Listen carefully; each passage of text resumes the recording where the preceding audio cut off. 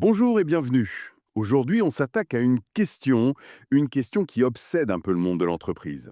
Comment ça se fait que certaines sociétés, des boîtes au départ tout à fait banales, eh bien, elles arrivent à un moment donné à décoller, à devenir exceptionnelles, alors que la plupart, elles stagnent. L'origine de cette analyse, c'est une anecdote assez piquante sur l'auteur, Jim Collins. Après un premier livre à succès, un consultant de McKinsey lui lance, en gros, c'est bien gentil votre livre, mais il est inutile. Il ne s'adresse qu'aux entreprises qui ont eu la chance de naître excellentes. Et les autres, elles font quoi? Et cette remarque, un peu provocatrice, a été le déclencheur, le point de départ d'une recherche colossale. La source principale qu'on a, ce sont des extraits de cette étude, de la performance à l'excellence. Et avant même de plonger dans les conclusions, il faut, je pense, comprendre à quel point la démarche a été rigoureuse. L'équipe de recherche n'est pas partie avec une théorie en tête, en cherchant des exemples qui la confirment. Non, c'est tout le contraire. Ils ont plongé dans une montagne de données et ils ont laissé les réponses émerger d'elles-mêmes. C'est une approche super rare et c'est ce qui la rend si solide en fait. Une montagne de données, c'est le moins qu'on puisse dire. Les chiffres sont hallucinants. Ah oui, on a du mal à se le représenter. On parle de plus de 10 années personnes de travail. Ils ont dissété 6000 articles, analysé 2000 pages de retranscription d'entretien, traité 384 millions d'octets de données, et tout ça pour un processus de sélection ultra sélectif. Sur 30 ans, ils ont scanné toutes les entreprises du Fortune 500 pour n'en garder que 11. 11 entreprises qui ont été bonnes, voire moyennes, pendant des années, puis qui ont connu un point de rupture et ont littéralement pulvérisé les performances du marché boursier. Et de manière durable, hein. C'est ce saut quantique qui nous intéresse. Alors par quoi on commence? La première découverte est peut-être la plus déroutante. Elle va à l'encontre de tout ce qu'on imagine du grand patron charismatique qui fait la une des magazines. On parle du dirigeant de niveau 5. Exactement. Le dirigeant de niveau 5, c'est c'est un paradoxe sur pattes. C'est quelqu'un qui combine une humilité personnelle quasi maladive avec une volonté professionnelle absolument féroce. L'exemple le plus marquant, c'est Darwin Smith, l'homme qui a transformé Kimberly Clark. Le type est décrit comme étant sans prétention, presque effacé. Attendez, ça c'est fascinant. Le PDG qui transforme une entreprise du Fortune 500 préfère parler à des plombiers qu'à ses pairs Davos.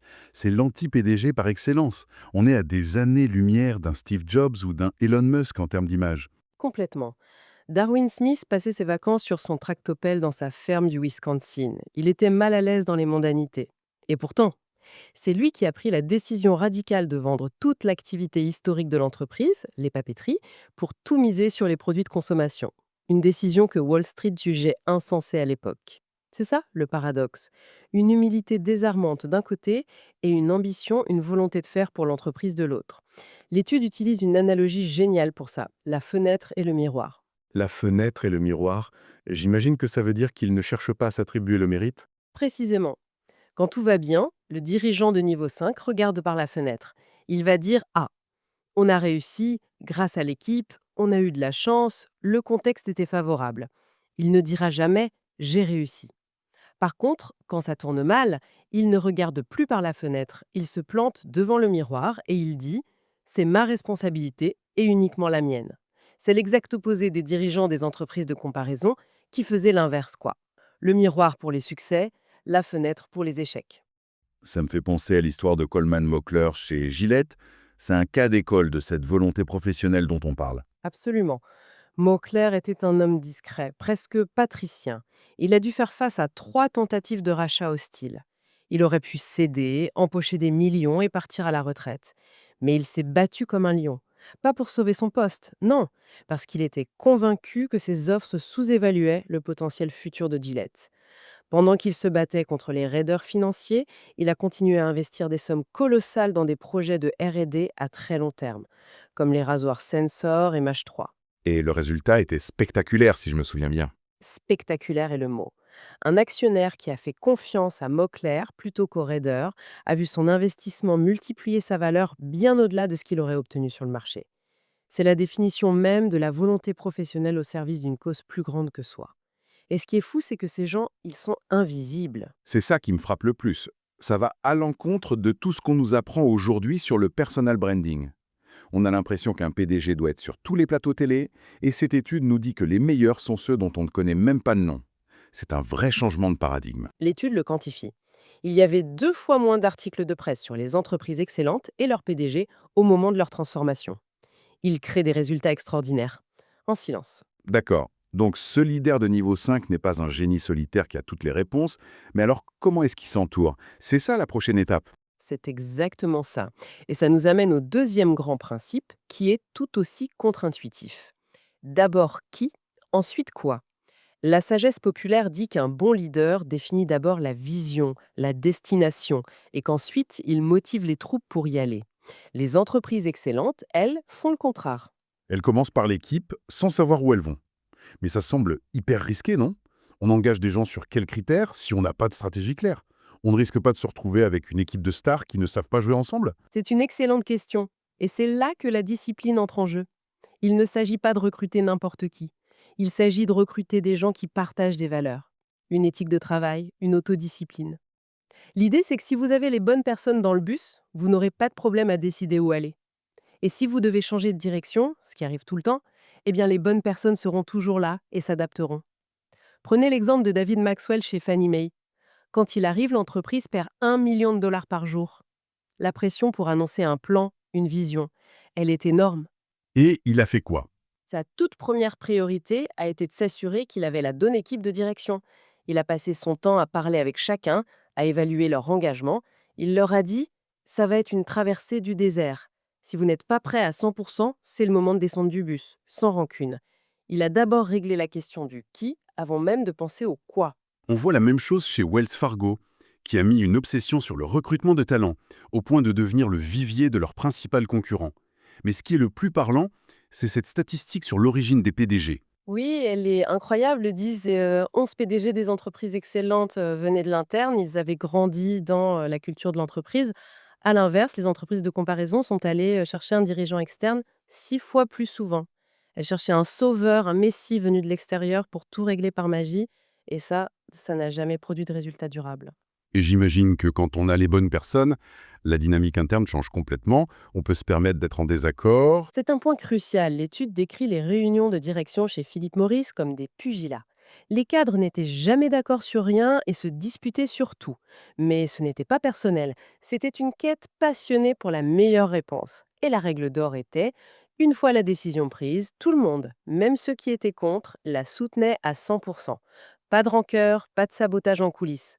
Il y a aussi cette histoire incroyable chez Kimberly Clark. Celle du dirigeant qui a soutenu la vente de sa propre division. Exactement, Dick Appert. Il avait passé toute sa carrière dans la division papetière. Et quand Darwin Smith a décidé de tout vendre, Appert a été l'un des plus ardents défenseurs de la décision. Il avait compris que c'était la seule voie pour que l'entreprise, dans son ensemble, devienne excellente, même si cela signifiait la fin de son propre univers. C'est ça, avoir les bonnes personnes. C'est un niveau de loyauté envers l'entreprise qui dépasse l'ego. Cette idée d'une équipe qui peut se disputer de manière intense mais constructive, ça doit exiger un état d'esprit particulier, une capacité à regarder la réalité en face, même quand elle est déplaisante. Tu mets le doigt sur le troisième concept, la discipline d'affronter la dure réalité sans jamais perdre la foi. C'est ce que Collins a appelé le paradoxe de Stockdale. D'après l'amiral James Stockdale, prisonnier de guerre au Vietnam, Exactement. Stockdale a été le plus haut gradé américain dans les camps de prisonniers vietnamiens pendant 8 ans. Conditions de torture, isolement, l'enfer. Collins lui a demandé: qui sont ceux qui n'ont pas survécu? Et Stockdale a répondu, sans une seconde d'hésitation: oh, c'est facile, c'était les optimistes. attendez, les optimistes? J'aurais parié tout le contraire. Comment ça, les optimistes? C'est totalement contre-intuitif. Stockdale expliquait que les optimistes étaient ceux qui disaient: on sera sorti pour Noël. Et puis Noël arrivait, et ils étaient toujours là. Alors ils disaient: on sera sorti pour Pâques. Pâques passé. Puis le 4 juillet. Et à chaque déception, leur morale s'effritait un peu plus, jusqu'à ce qu'ils meurent littéralement de désespoir. Le paradoxe de Stockdale, c'est qu'il faut à la fois conserver une foi inébranlable dans sa capacité à l'emporter à la fin, quoi qu'il arrive, et en même temps avoir la discipline d'affronter les faits les plus brutaux de la réalité du moment. C'est une histoire incroyable, mais comment est-ce qu'un PDG, qui doit rassurer ses actionnaires et ses employés, peut concrètement appliquer ce paradoxe? Affronter les faits brutaux en public, ça peut créer la panique, non? C'est tout l'enjeu. Et la réponse n'est pas dans le charisme du leader, mais dans le climat qu'il instaure. C'est l'exemple parfait de Kroger, la chaîne de supermarchés, face à son concurrent ANP. Dans les années 70, les deux entreprises voient arriver le même tsunami. Le modèle du supermarché traditionnel est en train de mourir. C'est un fait brutal. Elles ont réagi différemment. Radicalement, chez Kroger, le PDG a créé un environnement où la vérité, même moche, pouvait être dite. Ils ont regardé les données et ont conclu qu'il fallait changer ou fermer tous leurs magasins. Une décision terrifiante, mais basée sur la réalité. Chez A&P, la direction ne voulait pas entendre cette vérité. Ils ont ignoré les conclusions de leurs propres études, parce qu'elles n'allaient pas dans le sens de ce qu'ils voulaient croire. Résultat, Kroger a opéré une transformation spectaculaire. A&P a entamé un déclin qui a duré des décennies. Créer un climat où la vérité est entendue, c'est la clé. Ça passe par le fait de poser des questions pour comprendre, pas pour manipuler, d'encourager le débat et de pratiquer ce que l'étude appelle des autopsies sans blâme. Quand il y a un échec, on ne cherche pas un coupable, on cherche à comprendre ce qui s'est passé pour apprendre. D'accord, donc on a les bonnes personnes dans une culture qui affronte la réalité. Ça les mène où tout ça? Comment est-ce qu'elles trouvent la grande idée, le concept unique qui va les rendre excellentes? Elle le trouve en devenant des hérissons. C'est le quatrième concept, le concept du hérisson, tiré d'une vieille parabole grecque. Le renard connaît beaucoup de choses, mais le hérisson n'en connaît qu'une, mais une grande. Le renard est rusé, agile, il voit toutes les opportunités. Le hérisson, lui, il est plus simplet. Exactement, le renard élabore des stratégies complexes pour attaquer le hérisson. Mais à chaque fois, le hérisson fait la seule chose qu'il sait faire à la perfection. Il se roule en boule. C'est simple, mais c'est imparable. Et le hérisson gagne toujours. Les entreprises de comparaison étaient des renards, complexes, dispersés, courant après plusieurs lièvres à la fois. Les entreprises excellentes sont devenues des hérissons. Elles ont simplifié un monde complexe en une seule idée directrice, qui se trouve à l'intersection de trois cercles. Les trois fameux cercles. Le premier, c'est ce dans quoi on peut être le meilleur au monde. C'est bien ça? Oui, et il faut être d'une honnêteté brutale. Ce n'est pas ce dans quoi on veut être le meilleur, mais ce dans quoi on peut être le meilleur. Le deuxième cercle, c'est le moteur économique. Quel est l'indicateur clé qui, si on l'améliore, aura le plus grand impact sur notre rentabilité? Et le troisième cercle, c'est la passion. Qu'est-ce qui nous passionne profondément? Quand une entreprise trouve ce qui est au centre de ces trois cercles, elle a son concept du hérisson. L'exemple de Walgreens est incroyable pour ça. Ils ont mis des décennies à le trouver. Des décennies. Et puis ils ont eu l'illumination. Leur concept, être les meilleures pharmacies de proximité les plus pratiques. Et leur moteur économique, le profit par visite client. Simple, brillant. Et une fois qu'ils ont eu ça, ils l'ont appliqué avec une discipline fanatique. C'est là qu'on arrive à des situations qui paraissent complètement folles de l'extérieur. Oui, comme fermer des magasins rentables pour en ouvrir d'autres encore mieux placés, aux carrefours les plus passants. Être les pionniers des pharmacies au volant. Et surtout, cette stratégie de regroupement massif. Dans certains quartiers, on trouve 9 Walgreens dans un rayon d'1,5 km. 9 pharmacies dans un rayon d'1,5 km. C'est de la folie pure. C'est de la discipline fanatique. Ils ont compris leur concept et l'ont appliqué sans aucun compromis. Et ça a payé, visiblement. Sur 25 ans, leur action a surperformé des géants comme Intel ou Coca-Cola. Donc, ce concept du hérisson, ce n'est pas juste un slogan ou une mission qu'on affiche sur un mur. Surtout pas. C'est une compréhension profonde qui émerge après des années de débats, d'essais, d'erreurs et d'affrontements avec la réalité. Ce n'est pas quelque chose qu'on invente en séminaire. Mais une fois qu'on l'a, ça donne une clarté incroyable. Ça permet de dire non à toutes les opportunités, même les plus alléchantes, qui ne sont pas au cœur des trois cercles. Cette idée d'appliquer un concept simple de manière fanatique, ça me donne l'impression d'une force qui s'accumule. Une fois que l'entreprise a trouvé son axe, tout s'aligne et ça crée un élan irrésistible. C'est la transition parfaite vers la dernière grande idée de l'étude, l'effet cumulé ou ce qu'ils appellent l'image du volant d'inertie.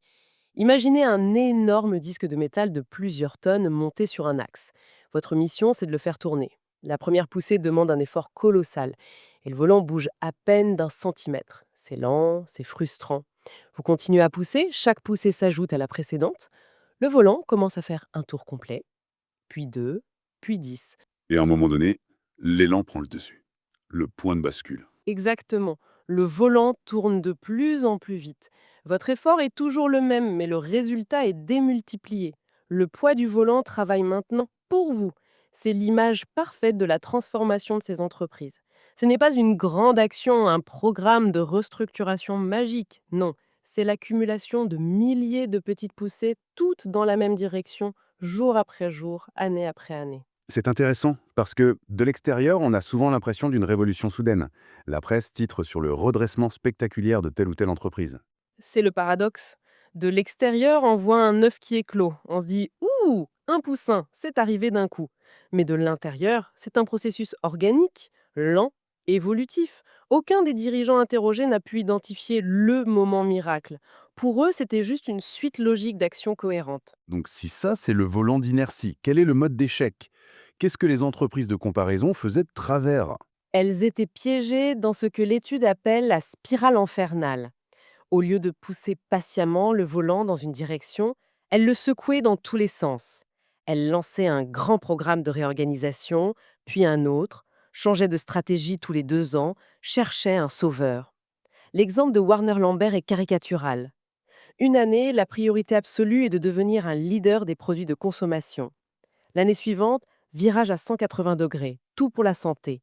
Puis on revient aux produits de consommation. Chaque changement brutal arrêtait net le volant, anéantissant tous l'élan accumulé. C'est l'épuisement par l'incohérence. C'est exactement ça.